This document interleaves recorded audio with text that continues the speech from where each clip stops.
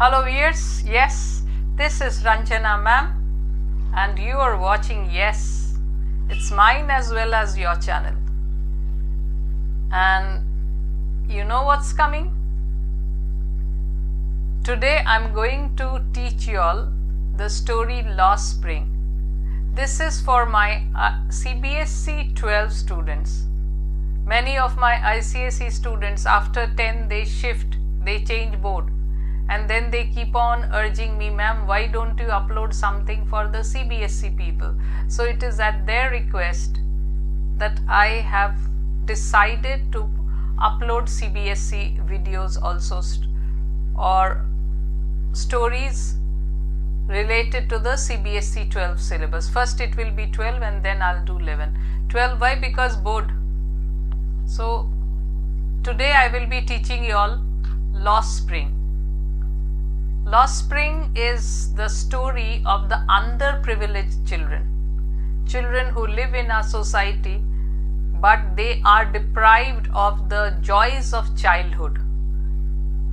They are exploited, forced to child labor. The family also doesn't bother or they don't have any other option. So poor children at a very early age they are forced to work, whereas they should be given education and they have the right to go to schools, they have the right to play, and yet they are forced to earn for their families. But before I start, you know what's coming? If you have not subscribed to my channel up till now, please do, and don't forget to press the like button. I'm sure you like it, but you forget to press the like button, so I keep on constantly reminding you. So the first story is about a young boy. Actually, the author, Anees Jung, she has brought out a whole book, Lost Spring. So this is one of the stories. So in this story, story number 1, we find the life of a young boy named Saheb-e-Alam. So let's read and get to know what his life holds for him. Why do you do this? I asked Saheb. So I refers to the author. Saheb. Saheb is a ragpicker boy, right? Those boys you find in your neighborhood scrounging through the garbage cans and all that. So he is one of them and he goes on picking those thrown away bottles and all that. So Sahib is one of the rag picking boys. So why do you do this? I asked Sahib, whom I encounter every morning scrounging for gold in the garbage dumps of my neighborhood. By gold, she doesn't mean gold, for something valuable. Valuable not to us because we have thrown them in the garbage. Valuable to them. So our value and their value, they differ. So when she asks him, because every morning she sees him scrounging through those garbage dumps in the neighborhood. Sahib left his home long ago. So who is Sahib? From where does he come? Set amidst the green fields of Dhaka. That means he comes from Bangladesh. So he had to leave with his family. As a small boy, he had to leave Dhaka with his family and come as a refugee to India. Why? His home is not even a distant memory. So he doesn't remember anything about his home. He has no memories of his home in Dhaka. Why? Because when he was quite an infant, he had to leave Dhaka along with his family. There were many storms that swept away their fields and home, his mother tells him. So his mother gives him the idea or lets him know that we had to leave Dhaka. Why? Because of the storms. So many times the cyclones, they are supposed to come and lash in West Bengal, and finally we are relieved and they go and drop. Many times they fall in Dhaka, the landfall is in Dhaka or the landfall is in Bangladesh. So as a result, what happened?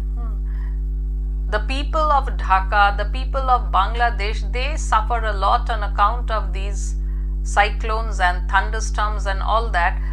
on account of which their fields get swept away. So that is why poor people, they had to leave and come as a refugee to India to earn a living. That's why they left, looking for gold in the big city where he now lives. So he now lives in Delhi. So from Dhaka to Delhi, quite a journey. And they are treated not as human beings but as refugees.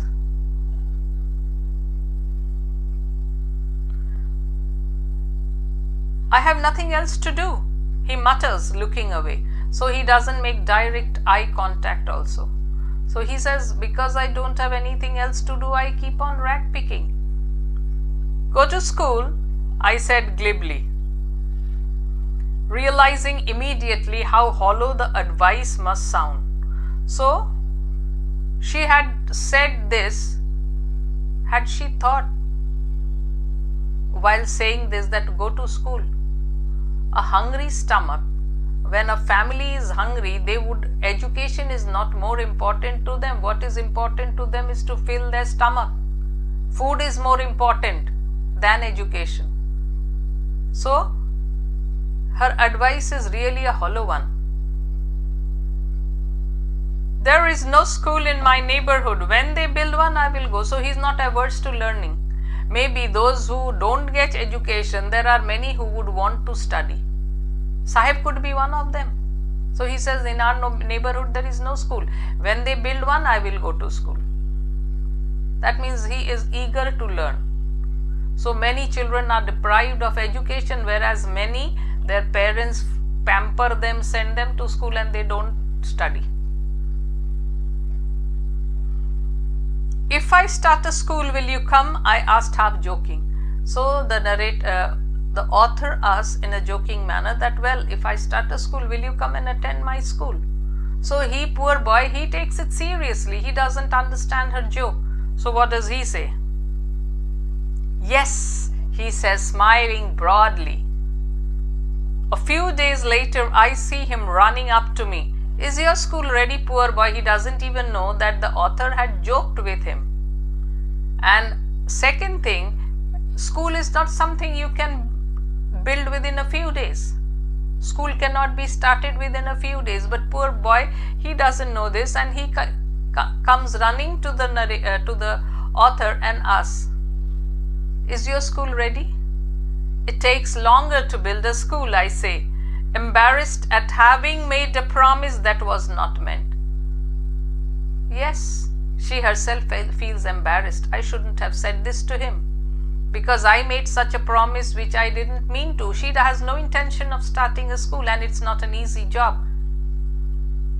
So she just tells him it takes longer to build a school. But promises like mine abound in every corner of his bleak world. Poor boy. People come, they make promises which are never meant to be kept. So I don't think he minds much, because this is what they face every day. The leaders, the political leaders, they come, they make a lot of promises before elections, and once the elections are done, some or the other party comes into power and they forget all about these people. So promises are made which are not kept.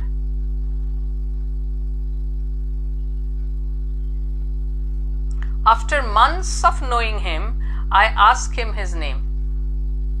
So when she gets a little close to him, months of knowing him, after her interaction with this boy for months, then one day she asks him, what is your name? So what does he answer? Saheb-e-Alam, he announces. It is an irony. Saheb-e-Alam, what is the meaning of Saheb-e-Alam? So he does not know what it means. If he knew its meaning, so what does it mean? Lord of the universe. And he is a poor pauper boy, a rag picker boy. So what an irony, what a name, and just see his living condition. He would have a hard time believing it. So she feels, if I explain to him the meaning of his name, it would be difficult for him to believe it. Unaware of what his name represents. So he is not aware of the meaning of his name, poor boy. So what does he do? He roams the street with his friends, So he has boys similar to him, akin to him, who are just like him, rag-picking boys. An army of barefoot soldiers, barefoot boys who appear like morning birds and disappear at noon. So just see the simile.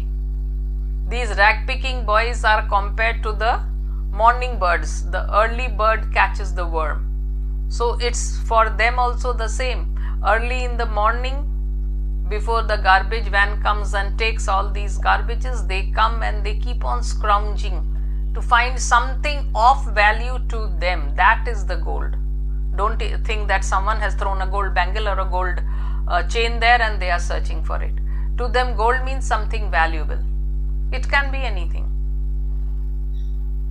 And these boys, they are all barefooted boys. So an army of barefoot boys who appear like the morning birds and disappear at noon. After noon, you won't see any rag-picking boy. Over the months, I have come to recognize each of them. So the interaction of the author with these barefoot boys for months, she now knows the name of all of them. He would have why aren't you wearing chappals? I asked one. Why? Because they are all barefoot boys. So she asked one of them, what about your slippers? Why don't you wear slippers? My mother did not bring them down from the shelf, he answers simply. So maybe he has a pair of chappals, but his mother has kept it on the top of the shelf. Why? This is not for everyday use. She will allow him to wear it only when they go out on special occasions, not for their daily routine. They can't afford another one. And think of yourselves, how many pairs of slippers and shoes you all have in your shoe rack. So for them, one is only very valuable. So mother keeps it on the shelf.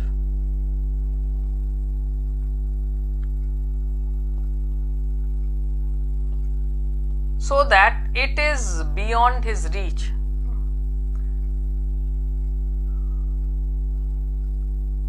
Even if she did, he will throw them off, adds another who is wearing shoes that do not match. So another boy, he thinks himself to be a bit superior to them. Why?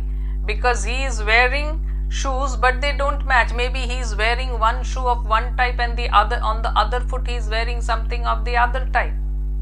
So they don't match. Not a pair of shoes. These two are from different pairs.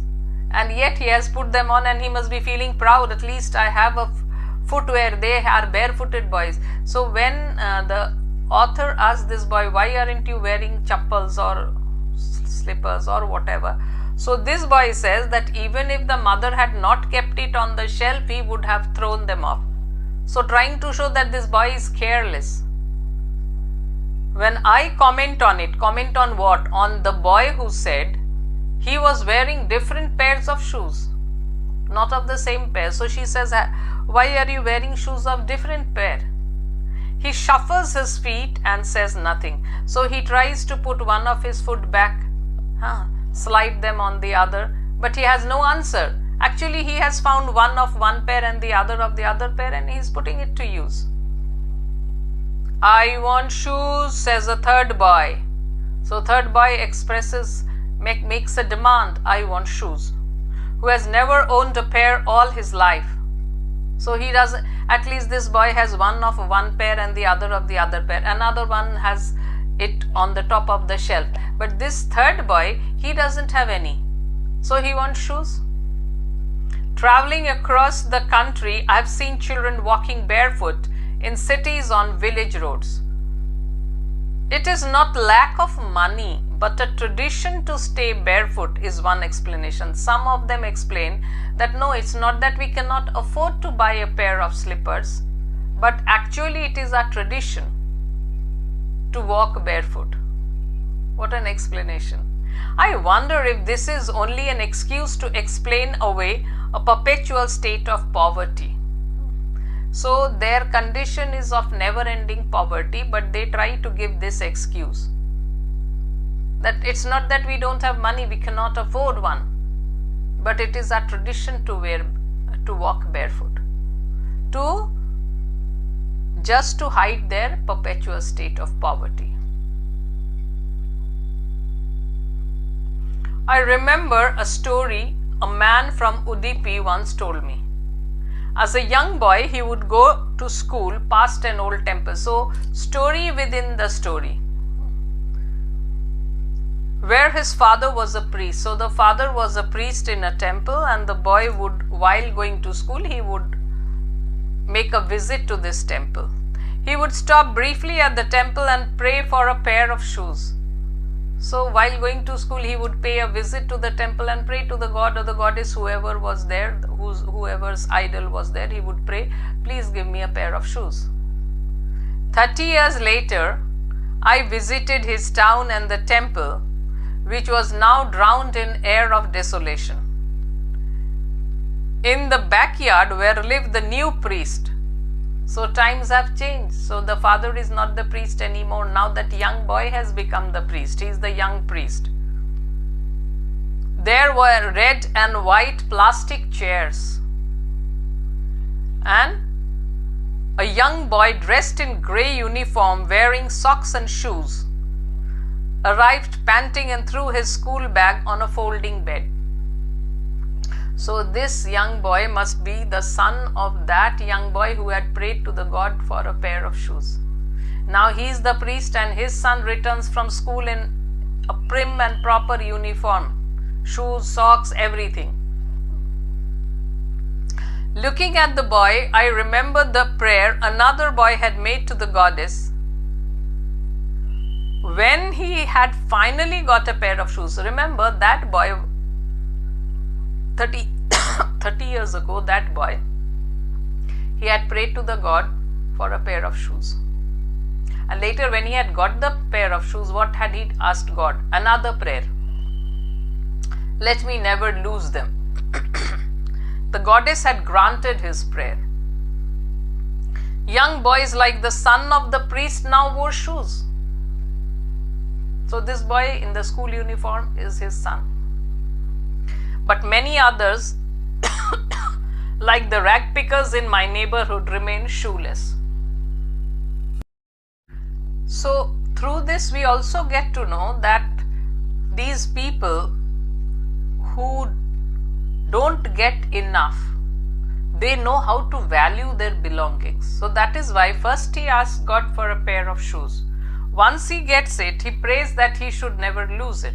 So just see, and you all have so many, you don't value. I just tell my granddaughter, she gets so many pencils, so every day she keeps on bringing out one new one and keeps on sharpening it. So I try to tell her that, see, I've seen families where one this size pencil and the 4 brothers and sisters working on it. So one finishes another's turn. So don't waste them. You've got so much without asking, so don't waste. Learn the value of these things. So this boy, he learned the value because after a lot of prayer, he finally got a pair of shoes. So he wants that the shoes, he should never lose it. My acquaintance with the barefoot ragpickers leads me to Seemapuri. So Seemapuri is actually maybe a refugee colony sort. A place on the periphery of Delhi yet miles away from it. So it is in the outer boundary of Delhi and yet the life there is far away from the life in Delhi. Those who live here are squatters who came from Bangladesh back in 1971. So they are the refugees coming from Bangladesh. 1971, when Bangladesh became a new country. Earlier it was called East Pakistan, and then there was the fight for independence, and in 1971 the new country Bangladesh evolved. So many had left East Pakistan and taken refuge in India. So many people who live in Seemapuri, not Saheb-e-Alam's family. Saheb-e-Alam's family had left their homeland Dhaka. Why? Because of the floods which had washed away their lands and houses. But the early settlers must have been those refugees during the Indo-Pak War in 1971, which gave rise to Bangladesh. But here it is said Sahib's family is among them. So of the people who live in Seemapuri, Sahib's family is also one of them. Seemapuri was then a wilderness. So it was a deserted place, a wilderness. No one lived there. It was just a wasteland sort of thing. It still is, but it is no longer empty. So this place is a wasteland, but it is not an empty place. People live here. People have started living here. It has become a crowded locality. It's in structures of mud with roofs of tin and tarpaulin. Devoid of sewage, drainage or running water live 10,000 ragpickers. So I told you it has become a bustling colony of ragpickers. And there is no proper drainage system, nothing. And in spite of it, it has flourished so well, housing 10,000 ragpickers. They have lived here for more than 30 years. So 71 to 30 years, 2001. Most probably she wrote this in 2006 or something, or maybe after 2000. So that is why she says they have lived here for more than 30 years without an identity. So they don't have any ID cards, no voters card and all that, without permits. But ration cards, yes, they have ration cards that get their names on voters list and enable them to buy grain. So ration card is really very helpful. And if you have a ration card, you are entitled to get your voters card also. So they have these two. Why? Just before elections, the leaders come and they get them enrolled in the voters list so that they would secure votes from these places. Food is more important for survival than an identity. Yeah, to a hungry stomach, what is more important? Your identity or food? Obviously, it is food. If at the end of the day we can feed our families and go to bed without an aching stomach, we would rather live here than in the fields that give us no grain. So they might not be Indians. They might have had to leave their land and come here. But the land which gave them nothing, what is the use of that land? If they had stayed there, they would have had to starve. So rather here, if we can earn something, get food for ourselves, and at the end of the day, if our stomach is not empty, then it is better to stay here. Say a group of women in tattered saris, when I asked them why they left their beautiful land of green fields and rivers. So author asked them, why did you leave your land? It's such a beautiful land of green fields and rivers. So they say that what is the use of that land when we cannot get anything from it, when we cannot get food to fill our stomachs?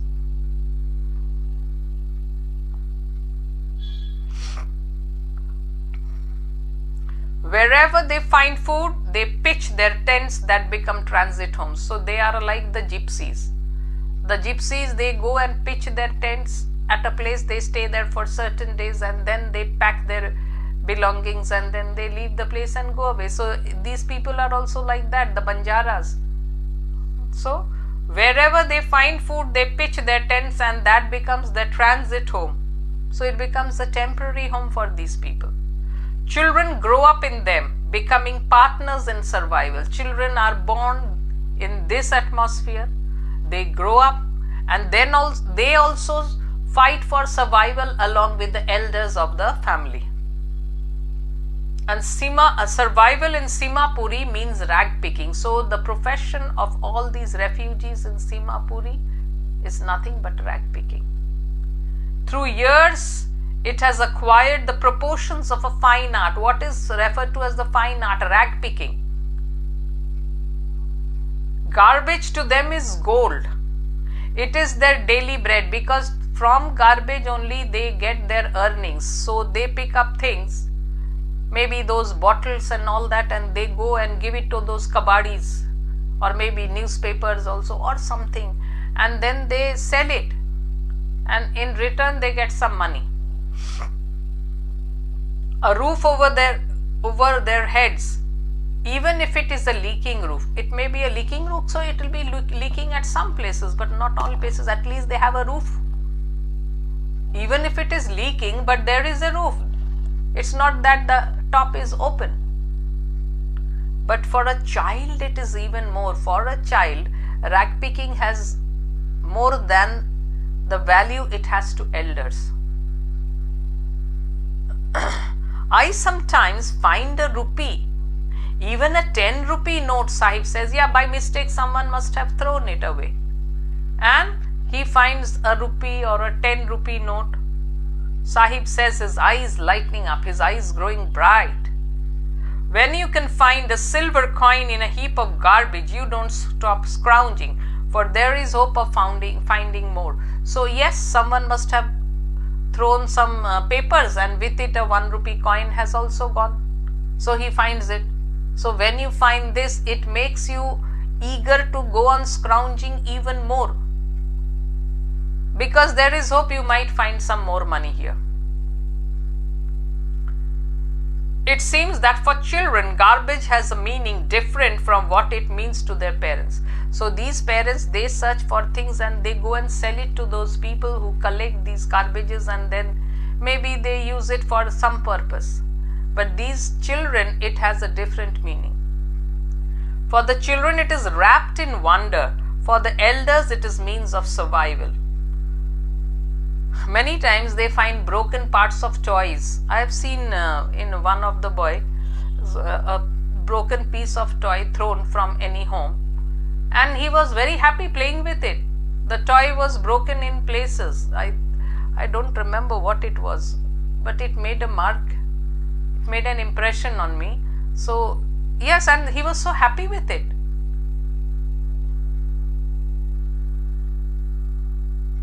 One morning, a winter morning, I see Sahib standing by the fenced gate of the neighborhood club, watching two young men dressed in white. What were they doing? They were playing tennis, lawn tennis.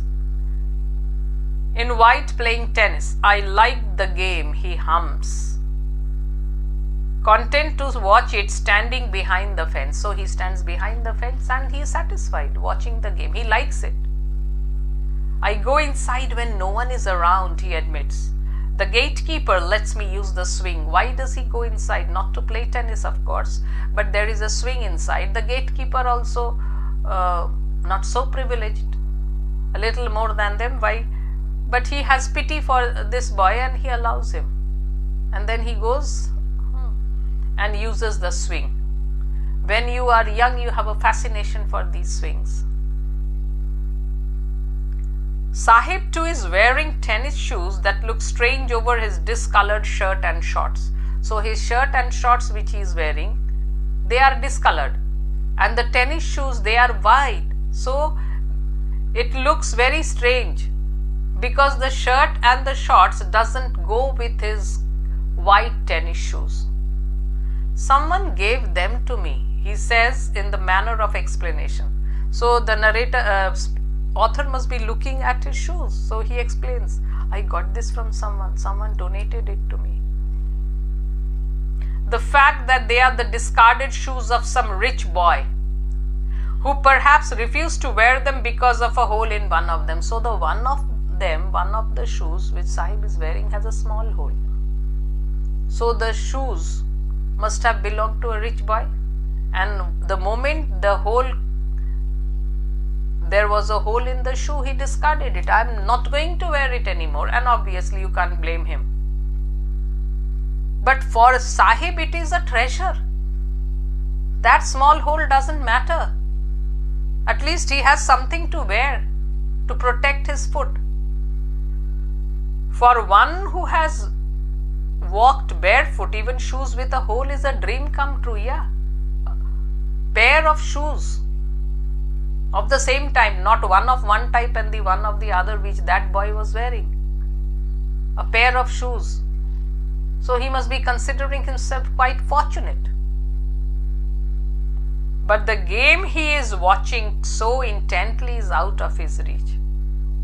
So the shoe is a dream come true, but he should not dream of playing this game because this is much beyond his reach. This morning, Sahib is on his way to the milk booth. So maybe some time later, some days pass, and then one day she sees Sahib carrying a milk booth, on his way to the milk booth. In his hand is a steel canister. So these big canisters.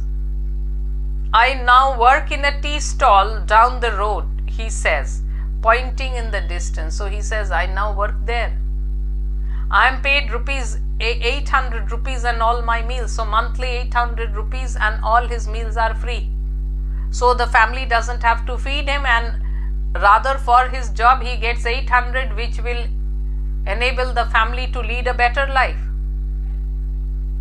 Does he like the job? I asked. So the author asked, do you like your job? His face, I see, has lost the carefree look. The carefree look of Sahib when he was a rag picker. That look is missing. The steel canister seems heavier than the plastic bag he would carry so light over his shoulder. The plastic bag on which he would gather the things from the garbage cans and put inside, that was lighter in comparison to the steel canister which he is carrying. The bag was his. The canister belongs to the man who owns the tea shop. Sahib is no longer his own master. So Sahib is not his own master anymore. He has lost his freedom. He has now become a child laborer. So the exploitation, lost spring.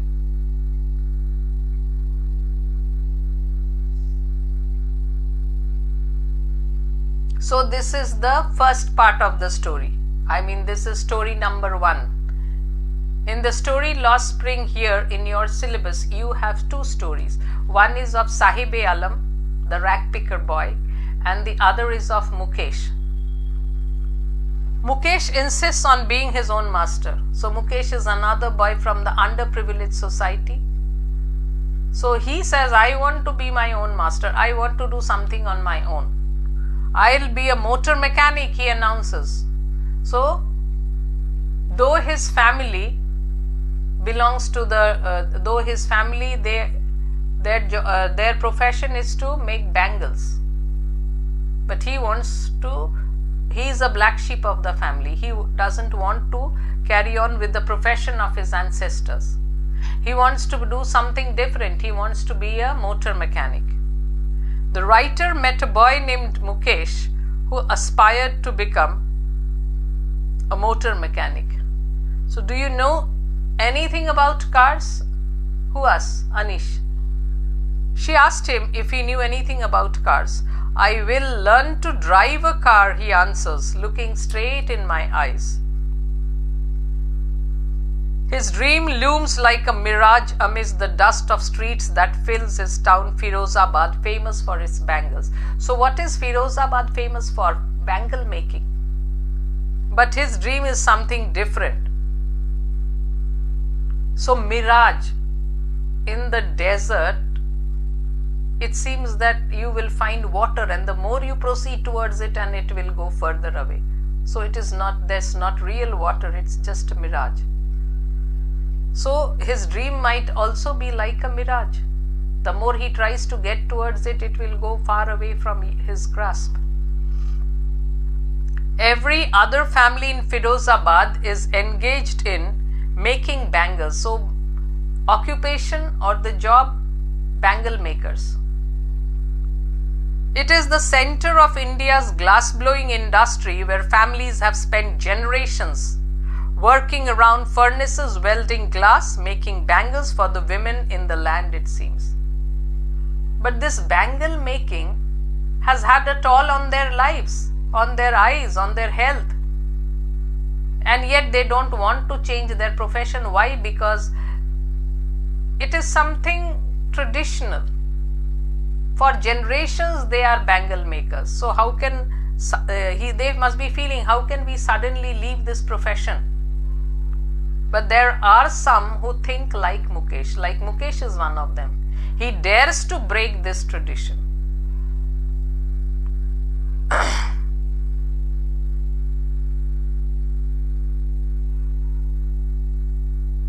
Mukesh's family is among them. None of them know that it is illegal for children like him to work in the glass furnaces with high temperatures. In Dingy says without air and light that the law, if enforced, could get him and all those 20,000 children out of the hot furnaces where they slog their daylight hours, often losing the brightness of their eyes. So at present, Mukesh is engaged in this bangle making job. So they have to work in glass furnaces with high temperatures. So this is hardly a condition for little children to live in. So they are engaged. They are working for someone. And this is child labor, exploitation of the children. So if the law is enforced, then these children can be free. But who will go and speak to the authorities? Because there is a tie-up between these people and the lawmakers. So they are aware of it and yet they wouldn't do something. So these children, they slog their daylight hours losing the brightness. Yeah, in your daylight hours, if you are confined in a place with such hot temperature and all that, and when you come out in the open, you will be blinking. Mukesh's eyes beam as he volunteers to take me home, which he proudly says is being rebuilt. Yeah, so renovation of his house. At least they have a house. There are many who don't. We walk down stinking lanes, yeah, smelling bad, because there is no drainage system and all that in Seemapuri. Past homes that remain hovels with crumbling walls, wobbly doors, no windows. So no windows, think of these houses, only a framework and then atop a roof, bus, and an entrance. You get in and you sleep like animals. Crowded with families of humans and animals coexisting in primeval state. He stoops down at the door of one such house, bangs a wobbly, shaky iron door with his foot and pushes it open. So it is the way they live, human beings and animals, stuffed. No windows, just try to think what a horrible state of existence. We enter a half-built shack. In one part of it, thatched with dead grass, is a firewood stove, over which sits a large vessel of sizzling spinach leaves. So this is a food being prepared. Spinach leaves boiling in a container. On the ground, in large aluminium platters are more chopped vegetables. So maybe they are making some vegetable soup with spinach leaves and vegetables. A frail, a thin young woman is cooking the evening meal for the whole family. And the family consists of, through eyes filled with smoke, she smiles. She is the wife of Mukesh's elder brother, not much older in years. So not much older in years to Mukesh. Young girls married at an early age. She is Mukesh's elder brother's wife. She has begun to command respect as the Bahu. So she is the Bahu of the family. The daughter-in-law of the house, already in charge of 3 men. That means Mukesh does not have a mother. So that is why the Bahu is in charge of 3 male. 3 men, her husband, Mukesh, and their father. So Mukesh's elder brother and their father. So the Bahu is in charge of 3 of them. So her position is quite a, what should we say, respectable one.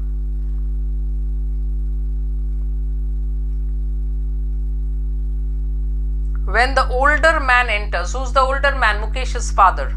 She gently withdraws behind the broken wall and brings her veil, so that ghungat we say, close down to her face. Veil closer to her face, as custom demands. So it is their custom. So in such a suffocating atmosphere also, ghungat in front of your elders. daughters-in-law must veil their faces before male elders. In this case, the elder is an impoverished, poor bangle maker. Despite long years of hard labor, first as a tailor. So, Mukesh's father was first a tailor. Then he shifted to this job of bangle making. Then a bangle maker, he has failed to renovate a house, send his 2 sons to school. All he has managed to do is to teach them what he knows. He has managed to teach them the art of bangle making. His 2 sons. It is his karam, his destiny, says Mukesh's grandmother. Okay, Mukesh's mother must be dead because there is no mention of her, but the grandmother is there, who has watched her own husband go blind with the dust from polishing the glass of bangles. So what a tragedy. You know the dangers and yet you have no other option but to carry on with it. You know the dangers involved in bangle making. The grandfather had gone blind because of the dust from polishing the glass of bangles, and yet the father, the grandson, the son, the grandson, they are all engaged in the same profession. Can a God-given lineage ever be broken, she implies. Yeah, this is a traditional one. We cannot break away from it.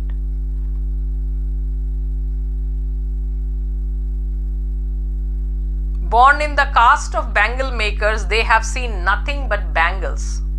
In the house, in the yard, in every other house, every other yard, every street in Firozabad. So, it has been said in the beginning only that Firozabad is noted for its bangle making. So, in every house you will find the same story. Spirals of bangles, sunny gold, paddy green, royal blue, pink, purple, every color born out of the 7 colors of the rainbow. So, colorful bangles. Nowadays we don't find people, girls wearing bangles. But in our times, yes. The glass bangles were supposed to be sign of your suhag. So married women wore it more. Especially immediately after marriage, the red bangles. Lie in mounds in unkempt yards, are piled on 4-wheel handcarts pushed by young men along the narrow lanes of the shanty town. So, small towns with its small huts. So, they are these mounds of bangles, they are piled on 4-wheel handcarts. Yes, handcarts with 4 wheels, and it is drawn by the hand. And in this the bangles are heaped and then they are taken to the agents. And in dark hutments, next to lines of flames of flickering oil lamps, sit boys and girls with their fathers and mothers welding pieces of colored glass into circles of bangle. So they weld the colored glass into spiral shapes, into bangles. Their eyes are more adjusted to the dark than to the light outside. And that is why when they go outside, they blink, because they find it difficult to get accommodated or acclimatized to the bright sunlight. Why? Because they are accustomed to do their job in the dark. All through the day they are doing all this. That is why they often end up losing their eyesight before they become adults. What a tragedy. And in spite of knowing this, they continue with their job. Savita, a young girl, so she is one of the neighborhood, in a drab pink dress sits alongside an elderly woman soldering pieces of glass, so joining pieces of glass to make it a circle. As her hands move mechanically like the tongs of a machine. So the tongs, it has 2 arms. So it is a sort of instrument with 2 arms. I wonder if she knows the sanctity of the bangles she helps to make. So the bangles are considered to be sacred, holy. But Anees Jung wonders if Savita knows the value of the bangles, the sacredness of the bangles. It symbolizes an Indian woman's suhag, auspiciousness in marriage. So what is the bangle symbolic of? It is symbolic of the suhag.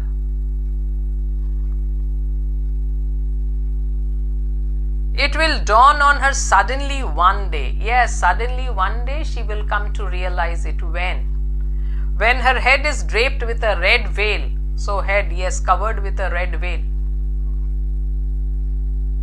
Her hands dyed red with henna, mehendi, and red bangles rolled onto her wrists. She will then become a bride. Yes, that means on her marriage day, mehendi in her hands and red bangles also, and head covered with the red ghungat. She will then become a bride like the old woman beside her who became one many years ago. She still has bangles on her wrist but no light in her eyes. So the grandmother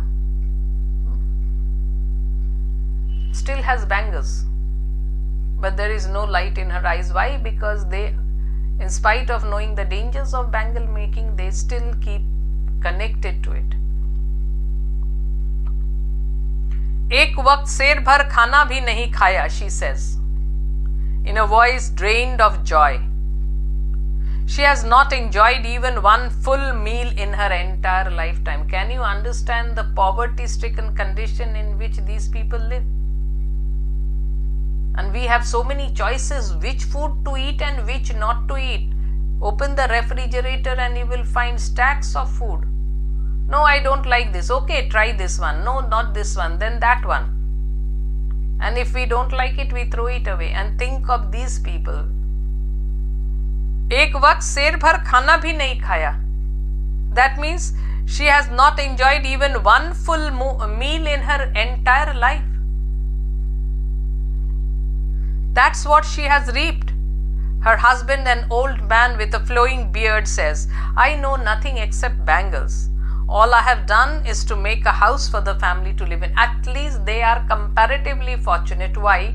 Because this man has been able to make a house for the family to live in. So in comparison to the others, he is quite fortunate. Hearing him, one wonders if he has achieved what many have failed in their lifetime. He has a roof over his head. Yes. So that is why he said, in comparison to Mukesh and the others, he is fortunate. Because he has given his family a roof above their heads.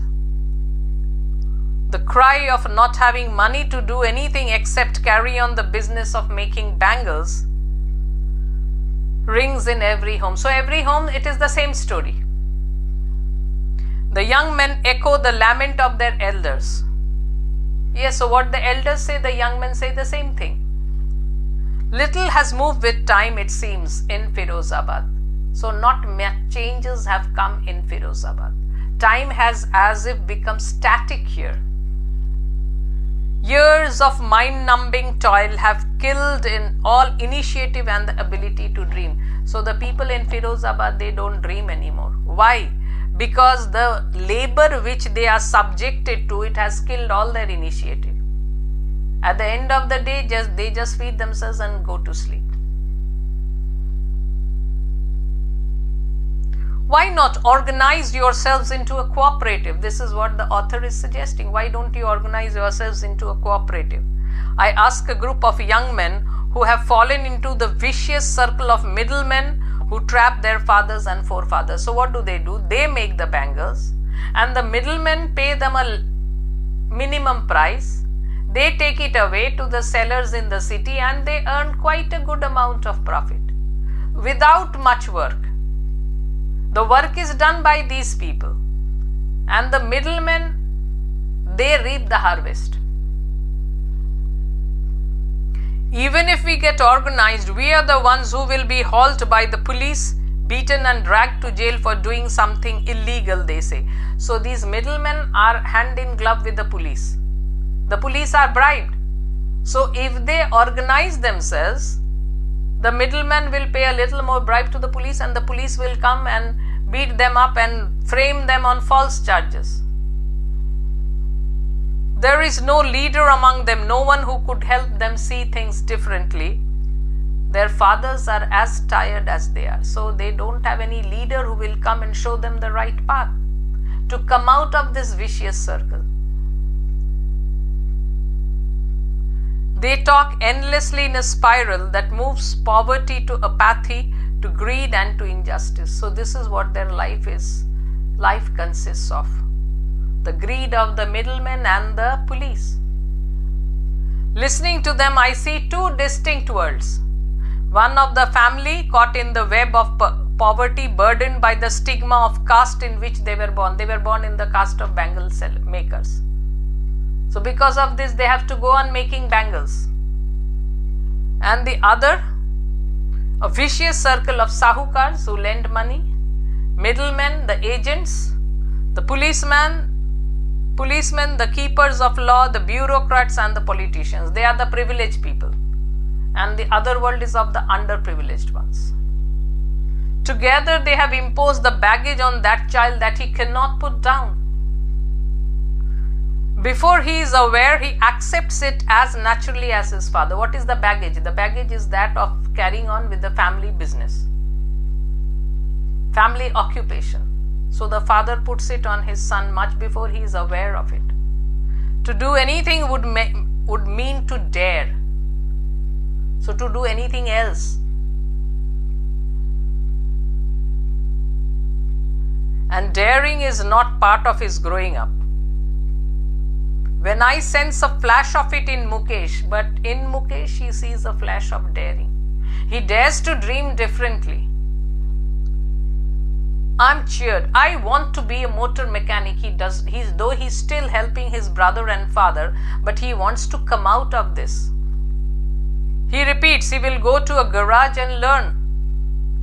But the garage is a long way from his home. So the author says your home garage is quite far away from your home. I will walk, he insists. So these people really carve out a future for them. Just see his determination. He says, I will walk.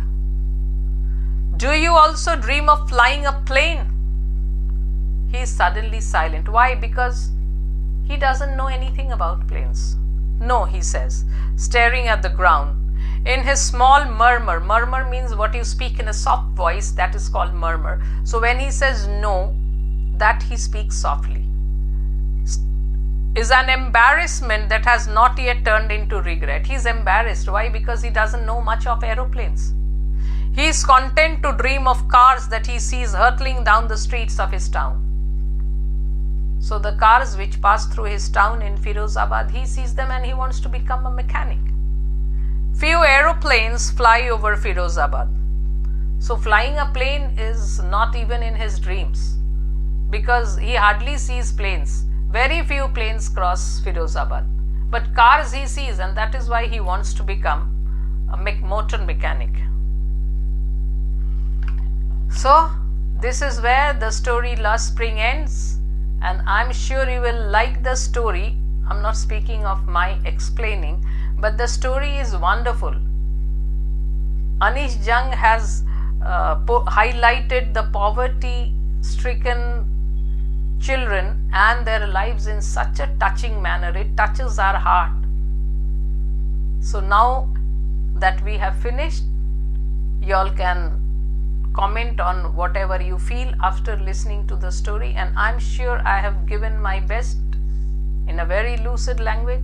So yes, don't forget the like, and I will be coming up with many more, and I need your support because I am doing CBSE after a long time. So if you want me to continue with it, please support me. Bye for the time being.